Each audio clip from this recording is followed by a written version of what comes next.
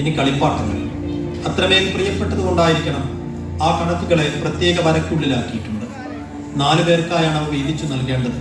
കുഞ്ഞനുജത്തി സീനയ്ക്കാദ്യം, പിന്നെ കൂട്ടുകാരികളായ രമയ്ക്കും മിന്നയ്ക്കും അമലിനും.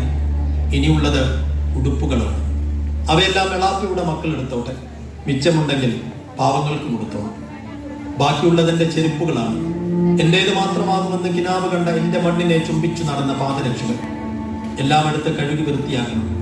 എന്നിട്ട് അവയും പാവങ്ങൾക്ക് കൊടുത്തോളും. അവസാനിപ്പിച്ചതാണോ എന്ന് ഉറപ്പില്ല. ആ പേജ് അവിടെ തീരുകയാണ്. കിട്ടാനുള്ളവ കുറിച്ചു വെച്ച മറ്റൊരു പേജ് ഉണ്ടാകുമോ? അതിലവളുടെ മണ്ണിന്റെ കണക്കുണ്ടാകുമോ? അറിയില്ല. അപൂർണമായി ഉപേക്ഷിച്ച ഏതെങ്കിലും ഒരു പഠിപ്പ് പുസ്തകത്തിൽ നിന്ന് കീറിയെടുത്ത പേജായിരിക്കണം.